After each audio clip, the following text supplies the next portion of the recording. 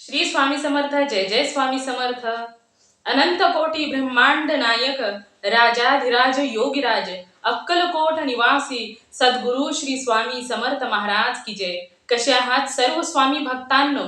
तुम्ही सदैव आनंदी राहा हीच स्वामींच्या चरणी प्रार्थना.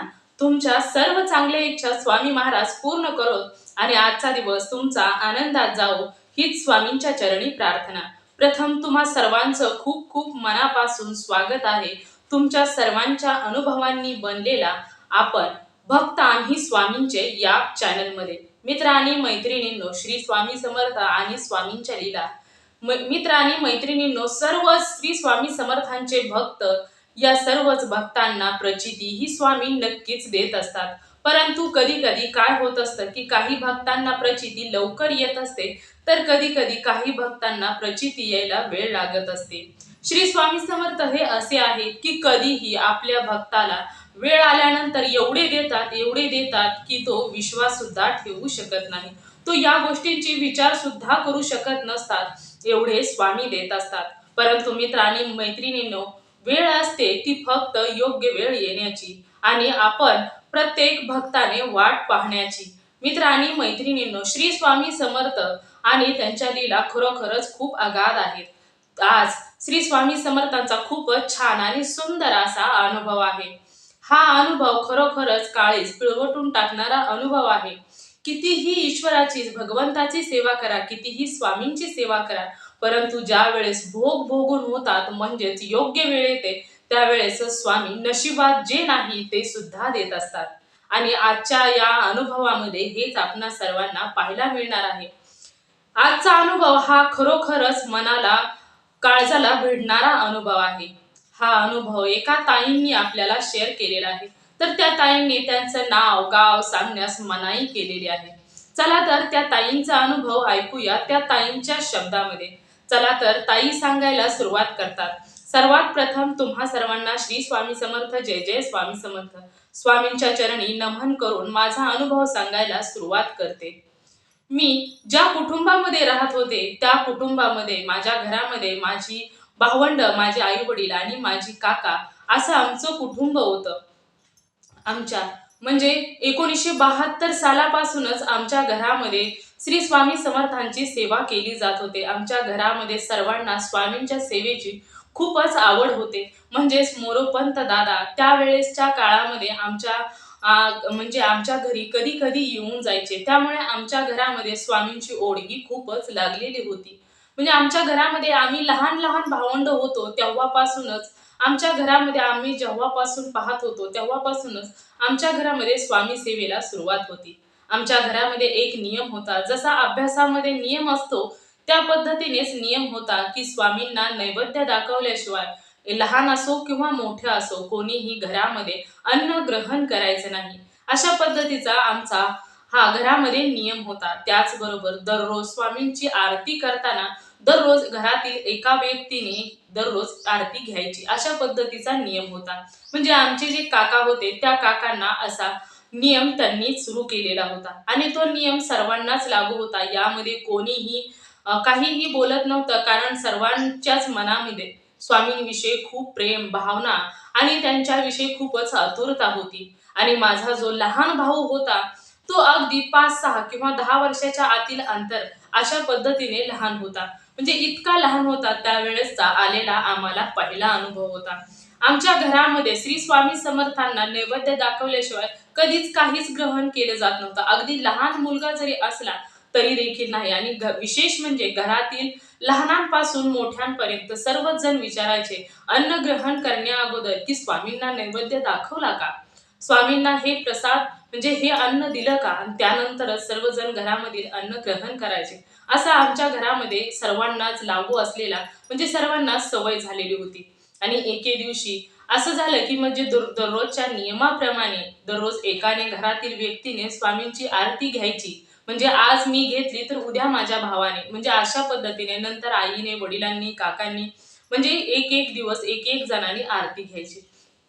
अशा पद्धतीचा नियम होता. आणि एके दिवशी काय झालं की माझा जो लहान भाऊ होता तो त्यावेळेस कमीत कमी 9-10 वर्षाचा किंवा 8-9 वर्षाचा म्हणजे 10च्या आतीलच असेल. आता आणि त्यावेळेस त्यानं काय केलं की ज्या वेळेस त्याच्याकडे आरतीचा दिवस त्याचा होता, त्यावेळेस तो आरती ओवाळत ओवाळत मध्येच थांबायचा आणि स्वामींचा जो फोटो होता त्या फोटोला कान लावायचा.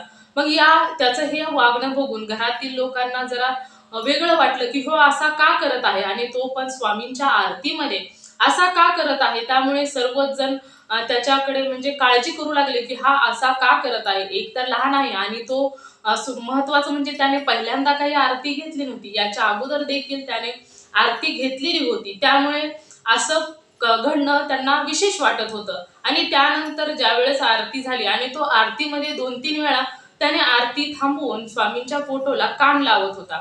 आणि ज्यावेळेस हे सर्व काही झालं पाहिलं, त्यावेळेस सर्वच घरातील लोक म्हणाले की असा का हो करत आहे. त्यानंतर ज्यावेळेस आरती करून झाली त्यावेळेस त्याला विचारण्यात आलं की तू असा का करत होता, आरती चालू होती, तुला माहित आहे ना स्वामींची आरती करत असताना कोणत्याही प्रकारच्या खोड्या वगैरे करायच्या नसतात. तर त्यावेळेस तो लहान असल्यामुळे त्याला जरा सर्व घरातील लोक बोलू लागले. त्यानंतर तो सर्वांचं बोलणं झाल्यानंतर त्याने सांगितलं की अरे स्वामी फोटोतून मला बोलत होते. तर त्यावेळेस घरातील लोक म्हणजे म्हणाले की असं कसं, स्वामी कसे फोटोतून बोलतील. परंतु त्यामध्येच आई म्हणाली, हसत हसतच ती देखील म्हणाली की काय बोलत होते बरे स्वामी. तर त्यावेळेस तो सांगू लागला की स्वामी बोलत होते की तुमच्या गावामध्ये सप्ताह बसलेला आहे आणि मी सप्त्याच्या म्हणजे मी उद्या तुमच्या घरी जेवायला येणार आहे बरं का, असं स्वामी मला सांगत होते. म्हणून मी कान देऊन स्वामींच्या फोटोला ऐकत होतो की स्वामी मला सारखं काहीतरी सांगत होते. आणि आमच्या गावामध्ये सप्ताह हा खूप चांगल्या पद्धतीने म्हणजे खूप चांगला उत्साहदायक असतो. आणि सप्त्यामध्ये आमच्या मोरोपंत दादा आमच्या घरी म्हणजे वेळ मिळाला तर येऊन जातात असं असतं. म्हणजे नेहमीच येतात असं नसतं काय, ज्यावेळेस त्यांना वेळ भेटेल त्यावेळेस येऊन जायचे. आणि त्यावेळेस असं झालं की म्हणजे माझ्या लहान भावाने असं सांगितलं, परंतु घरातील कोणीच मनावर घेतलं नाही. म्हणजे ते असे म्हणायचे की हा असं कुठे असतं, फोटोतून कधी कोण बोललेलं ऐकलंय का, म्हणजे असे म्हणाले. आणि त्यांनी तो विषय तेथेच सोडून दिला. सकाळची आरती झाली आणि आरती झाल्यानंतर सर्व लोक घरातील आपापल्या कामाला निघून गेले. आणि त्यानंतर दुसरा दिवस म्हणजे त्या दिवशी सप्त्याचा तिसरा दिवस होता. म्हणजे आदल्या दिवशी स्वामींनी सांगितलं आणि दुसरा दिवस उजडला म्हणजे तिसरा दिवस तो होता सप्त्याचा तिसरा दिवस. आणि सकाळची सगळ्याचीच आवराआवर चालली होती. आणि आवराआवर चाललेले असतानाच म्हणजे अर्धा स्वयंपाक झालेला होता, म्हणजे भाजी वगैरे झालेली नव्हती. त्यामुळे स्वामींना नैवेद्य काही दाखवला नव्हता. आणि त्याच वेळेस एक व्यक्ती आला. आता एक व्यक्ती आल्यानंतर तो दारात आला तर त्याच्याकडे पाहिलं तर त्याचा रंग हा काळा, म्हणजे तो काळाच व्यक्ती होता. त्याने म्हणजे खाली थोडंसं नुसतं धोत्रागत थोडंसं घातलेलं होतं आणि वर डोक्यावर काहीतरी होतं, हातामध्ये किटली होती. आता तसं पाहायचं म्हटलं तर ते असे तेजस्वी वगैरे काही नव्हतं. त्यांचं असे नॉर्मल लोक असतात अशाच पद्धतीचं होतं. आणि त्यानंतर ते आले आणि म्हणाले काही असेल तर द्या, मला खूप भूक लागलेली आहे. तर त्याने आम्ही असं पाहिलं होतं की ज्यावेळेस ते येऊन बसले आणि म्हणाले तसे, तर त्यावेळेस आईला आम्ही पळत जाऊन म्हणालो की कोणीतरी आलेलं आहे आणि ते म्हणत आहेत की भूक लागलेली आहे, मला काहीतरी द्या. तर त्यावेळेस आई म्हणाली की स्वामींना नैवेद्य दाखवलेला नाही आणि स्वयंपाक देखील भाजी वगैरे राहिलेली आहे, त्यामुळे भाजी झाल्याशिवाय स्वामींना नैवेद्य दाखवता येत नाही. तर तू असं कर की स्वयंपाक नाही म्हटल्यानंतर आता त्यांना भूक लागली आहे, ते येऊन बसलेले आहेत. मग असं कर की रात्रीची जी शिळी भाकरी आहे ती ताटामध्ये घे, दूध वत आणि त्यांना नेऊन दे. मग त्यानंतर त्यांनी सांगितल्याप्रमाणे मी देखील दूध आणि भाकरी त्यांना दिली. शिळी भाकरी होती ती ताटामध्ये ठेवली, दूध ओतलं आणि त्यांना नेऊन दिलं.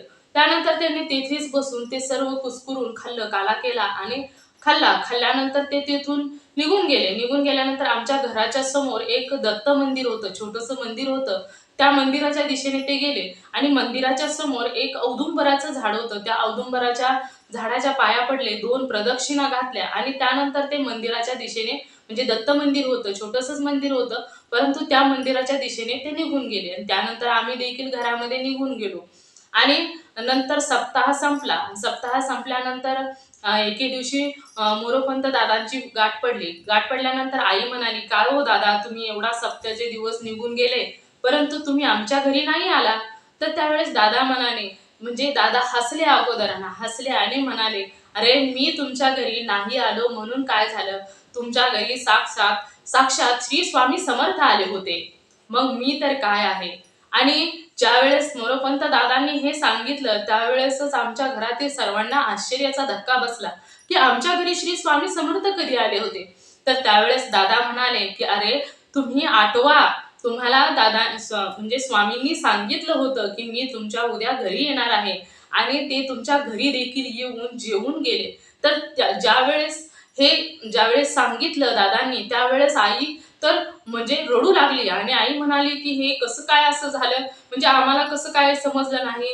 म्हणजे मुलानं मला सांगितलं होतं की उद्या स्वामी आपल्या घरी जेवायला येणार आहेत, परंतु आम्हाला यावरती विश्वासच बसला नाही. खरोखरच जर हे लक्षात असतं की ही आमच्या घरी स्वामीच आलेले आहेत तर मी पुरणपोळीचा स्वयंपाक केला असता, त्यांच्या आवडीचे पदार्थ बनवले असते, मी त्यांच्यासाठी किती काय काय केलं असतं. परंतु हे माझ्या लक्षातच कसं आलं नाही आणि एवढा लहान मुलगा बोलतो आहे त्याच्याकडे आम्ही लक्षच दिलं नाही. नाहीतर मी स्वामींसाठी किती काय काय बनवलं असतं, सर्व काही स्वामींच्या आवडीचे पदार्थ बनवले असते असं म्हणून आई रडू लागली. आणि तिचं ते रडणं ऐकून दादा पुन्हा म्हणाले की याविषयी काहीही नसतं हो, जे तुमच्याकडे तुम्ही मनापासून दिलं ते स्वामींनी मनापासून स्वीकार केलं आणि त्यांचं पोट देखील भरलं आणि ते तुम्ही दिलेलं जे अन्न होतं त्याच्यावरतीच प्रसन्न होऊन पोट भरून मनापासून त्यांनी ते अन्न ग्रहण केलं. आणि ज्यावेळेस हे सर्व काही समजलं त्यावेळेसच घरामध्ये खूपच खूपच म्हणजे सर्वांनाच खूप वाईट वाटलं. आणि त्यावेळेस मी लहान होते आणि लहान असल्यामुळे ज्यावेळेस आपण परीक्षाही असते, हा आमच्या घरामध्ये आलेला स्वामींचा अनुभव होता. आणि त्यानंतरचा अनुभव असा होता की ज्यावेळेस मी शाळेत जायची, शाळेतून ज्यावेळेस मी हळूहळू म्हणजे मोठी मोठी म्हणजे 6वी 7वी 8वी अशी ज्यावेळेस, आणि मी स्वामींना सतत म्हणायचे की स्वामी मला पास करा बरं का, स्वामी मी तुम्हाला एवढी चॉकलेट देईन, मला पास करा बरं का.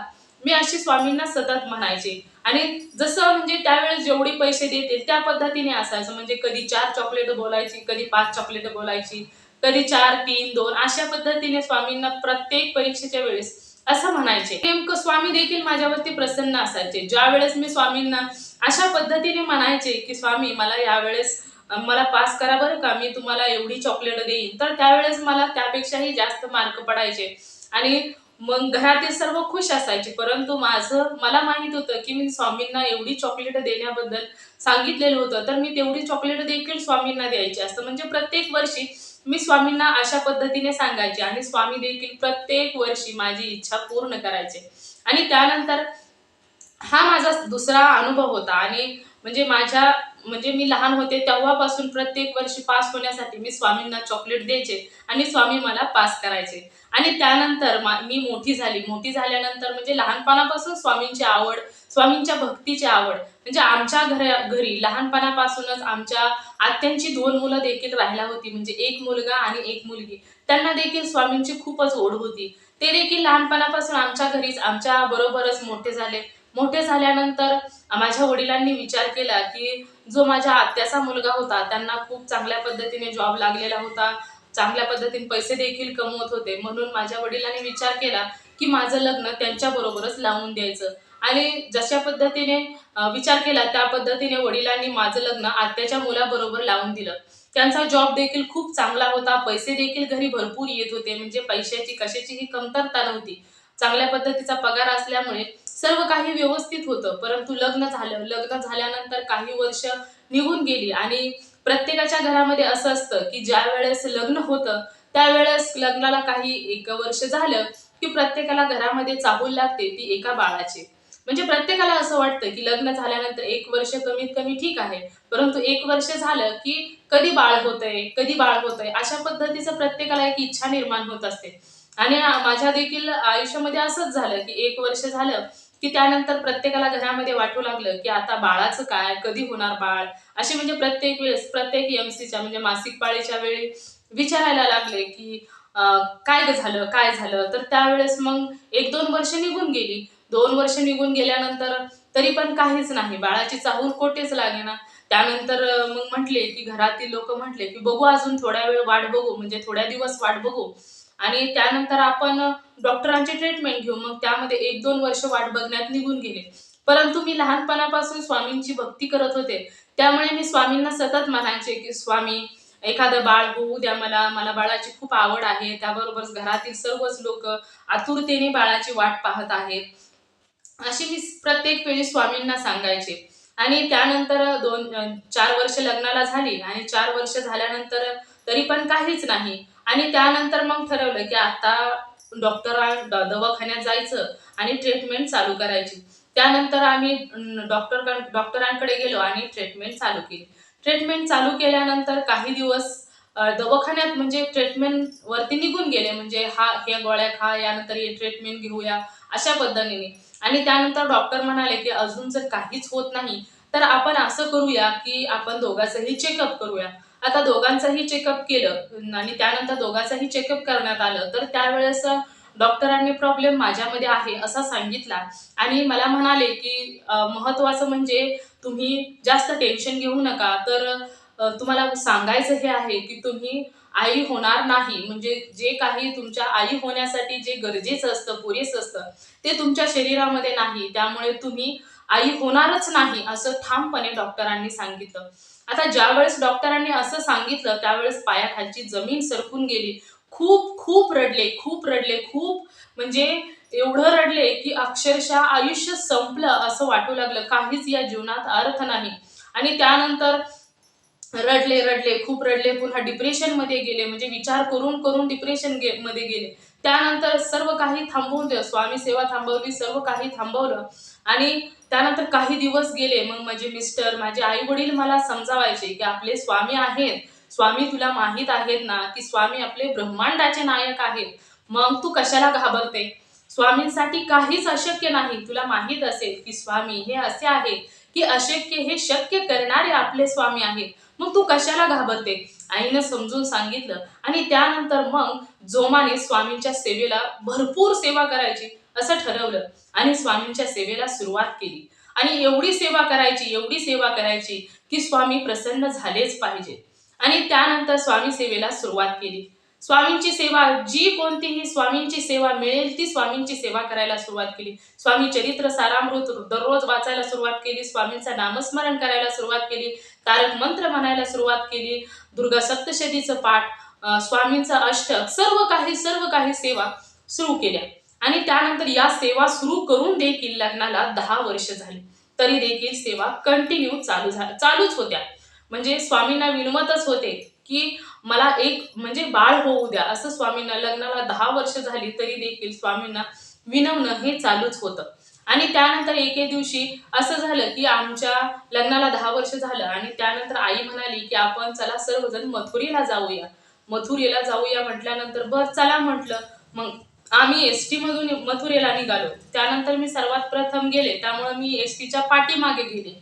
आणि त्यानंतर जे पॅसेंजर असतात ते चढले. आणि माझ्या नंतर ना म्हणजे माझ्या घरातील जी लोक होती ती पुढे आली आणि मी पाठीमागं गेली एसटीच्या. आणि तिथे गेल्यानंतर आमचा प्रवास चालू झाला. आणि त्यानंतर प्रवासाला खूप म्हणजे खूप वेळ प्रवास झाला. त्यावेळेस मथुरेच्या जवळ येता येता मला असं जाणवलं की कोणीतरी एक पाठीमागून मुलगा मला सतत धक्का देत आहे. त्यावेळेस मी म्हणजे सारखाच, एकदा झालं, दोनदा झालं, म्हणजे सारखाच धक्का देतोय. मग त्यानंतर ना मग मला राग आला. त्यावेळेस मी जरा थोडी बडबड केली की असं करतात का? प्रवास आहे, एखाद्याला धक्का देऊन काय मिळणार आहे? तुमच्या घरामध्ये देखील आई असेल, बहीण असेल, त्यांना देखील असं तुमच्या बहिणीच्या वाट्याला जर असं आलं तर म्हणजे नाही का वाईट वाटणार? हे चुकीच आहे असं मी बोलले. परंतु तो जो मुलगा होता तो सतत मला धक्का देत होता. काहीही झालं तरी मग मी त्याला 1-2 शिव्या देखील घातल्या की बावळटसारखं काय, मूर्खपणाचं लक्षण आहे, समजतं का नाही, मी बहिणीप्रमाणे आहे, असं तसं. परंतु काहीच नाही. तो मुलगा ना सतत धक्काच देत होता. त्याच्यामध्ये कोणत्याच प्रकारचा बदल मात्र झाला नव्हता. आणि त्यानंतर मग मी स्वामींना हाक मारू लागली की स्वामी काहीतरी करा, मला वाचवा, मला खूप भीती वाटत आहे. म्हणजे असं स्वामींना, मी श्री स्वामी समर्थांना म्हणू लागले की मला खूप भीती वाटते आहे. म्हणजे त्यावेळेस ज्यावेळेस आपल्यावर अशी वेळ येते त्यावेळेस मनामध्ये खूप वाईट गोष्टी येत असतात. आणि नेमकं त्याच वेळी माझ्या मनामध्ये देखील खूप वाईट म्हणजे भीती वाटू लागली. आणि त्यानंतर मी स्वामींना हाक मारायला सुरुवात केली. आणि स्वामींना हाक मारत मारत थोड्या वेळ असं स्वामींना हाक मारली, स्वामींचं नाव घेतलं. आणि थोडा वेळ गेला आणि थोडा वेळ गेल्यानंतर असं मला जाणवलं की माझ्या पाठीमागून जो मुलगा धक्का देत होता तो आता धक्का द्यायचं बंद झाला होता.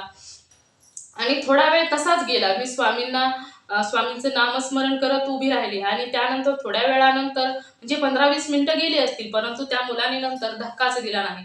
मग म्हटलं की धक्का द्यायचं बंद झालं आहे. मग त्यावेळेस मी जरा पाठीमागं थोडंसं वळून पाहिलं, तर त्यावेळेस माझ्या पाठीमागे एक असा उंच शरीराने मजबूत असा म्हणजे उंच माणूस, पांढरी शुभ्र कपडे घातलेले, दिसायला देखील तो असा म्हणजे भरगच्च शरीराचा आणि गोरा, म्हणजे असा तेजस्वी वाटत होता, म्हणजे एकदम प्रसन्न वाटत होता. असा एक व्यक्ती माझ्या पाठीमागे म्हणजे 50-60 वर्षाच्या वयाचा एक व्यक्ती माझ्या पाठीमागे उभा राहिलेलं मी पाहिलं.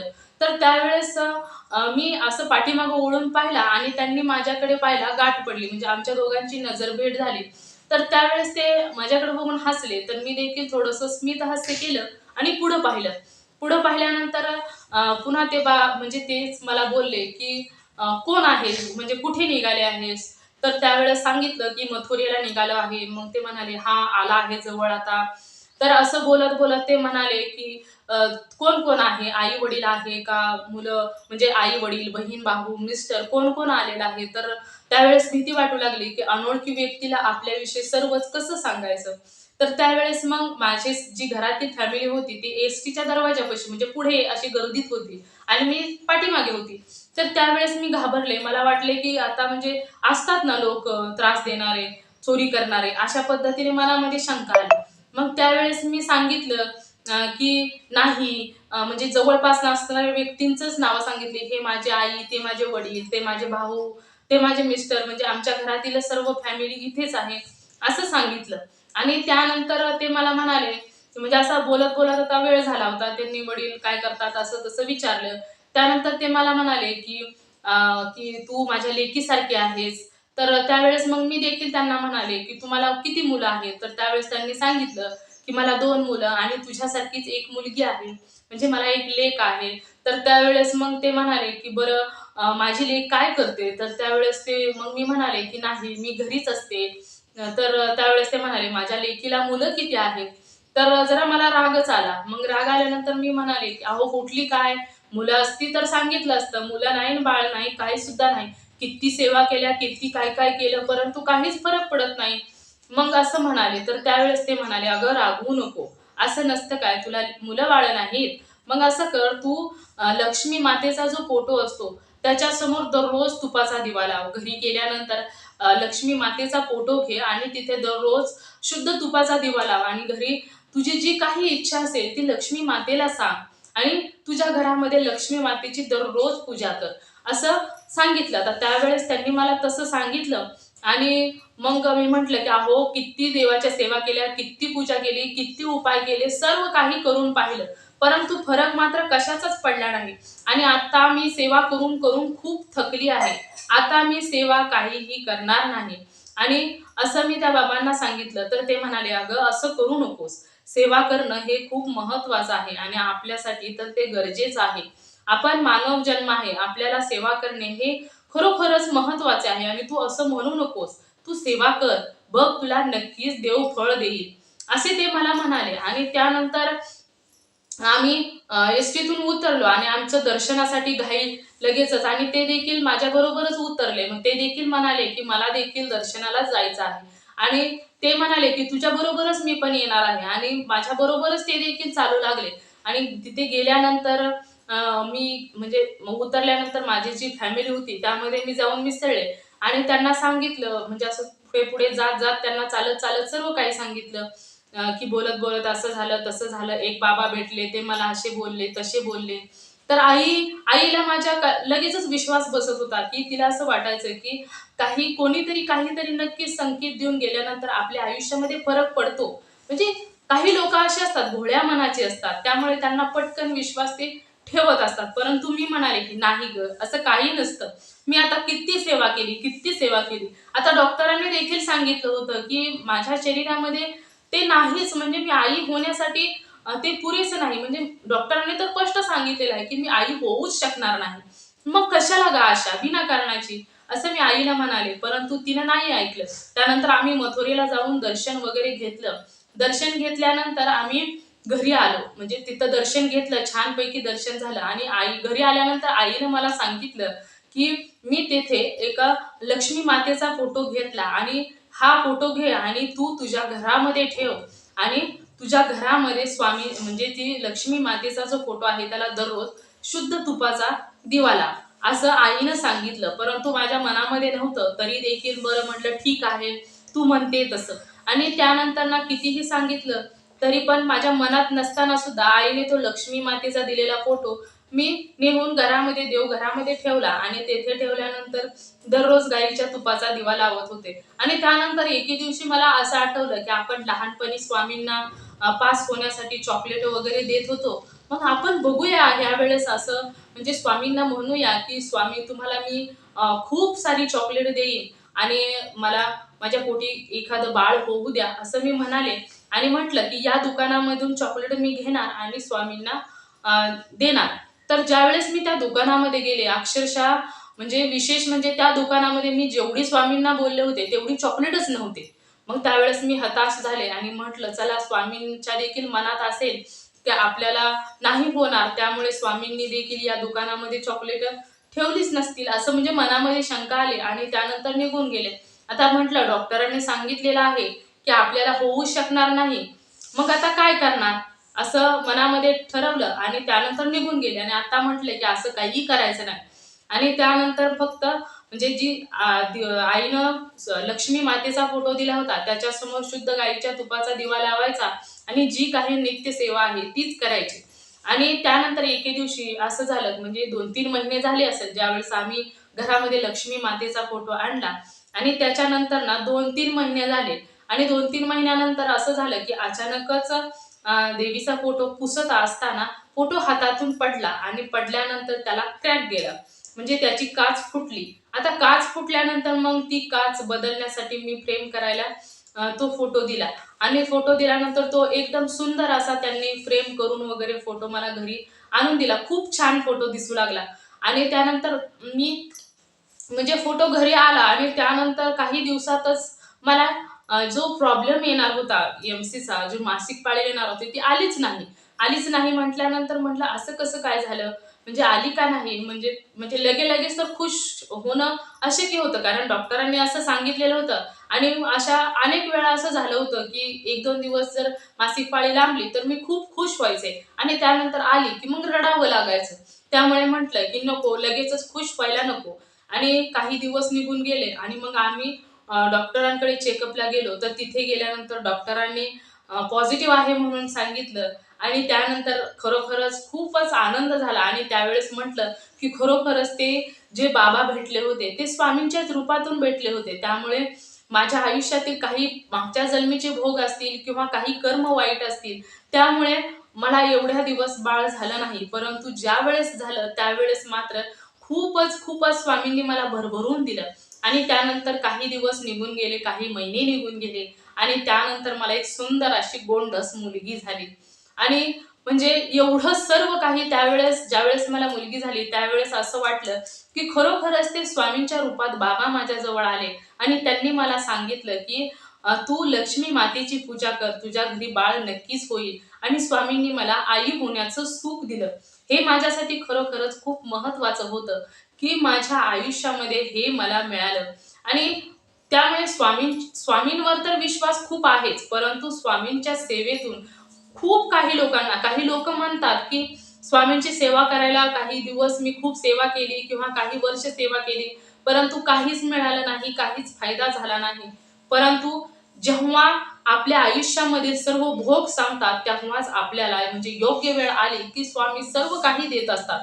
म्हणजे आयुष्यात जे काही नाही ते सुद्धा स्वामी देत असतात. नेमकं याच पद्धतीने माझ्या आयुष्यामध्ये देखील झालं की माझ्या आयुष्यात जे नव्हतं ते सुद्धा मला स्वामींनी दिलं. म्हणजे अशक्य हे शक्य करून दाखवलं. तुम्हा सर्वांना माहित आहे की दवाखान्यामध्ये ज्या वेळेस म्हणजे चेकअप होतं किंवा काही डॉक्टर ज्यावेळेस सांगतात तर ते पूर्ण पुराव्यानिशी बोलत असतात. आणि मग तुम्हीच विचार करा, डॉक्टरांनी कन्फर्म सांगितलेलं होतं की तुम्ही दवाखाना वगैरे काही करू नका, तुम्ही आई होऊ शकणार नाही. आणि त्यानंतर जर मी आई झाली असेल तर याला ईश्वराचा चमत्कारच म्हणावा लागेल. मित्र आणि मैत्रिणींनो, खरोखरच हा अनुभव खूपच छान होता. आणि या ताईंना आलेले हे अनुभव तुम्हाला कसे वाटले नक्कीच मला कमेंट करून सांगा. आणि तुम्हाला देखील अशा पद्धतीचे खूप म्हणजे लहान असो किंवा मोठा असो, परंतु स्वामींचा जरी अनुभव जो कोणता अनुभव आला असेल तर तो नक्की शेअर करायचा आहे. ज्यावेळेस तुम्ही तुमचा अनुभव शेअर कराल त्यावेळेस तुमचा अनुभव ऐकून जो कोणी व्यक्ती स्वामींच्या सेवेमध्ये येईल त्याचे पुण्य तुम्हालाच मिळणार आहे. त्यामुळे तुम्ही सर्वांनी तुमचा अनुभव नक्की शेअर करायचा आहे. तुम्ही सर्वांनी मिळून माझा व्हिडिओ शेवटपर्यंत ऐकला त्याबद्दल मी मनापासून तुम्हा सर्वांची खूप खूप आभारी आहे. तुम्ही सर्वजण सुखी राहा, समाधानी राहा, आनंदी राहा ही स्वामींच्या चरणी प्रार्थना करते आणि इथेच थांबवते. श्री स्वामी समर्थ. जय जय स्वामी समर्थ. धन्यवाद.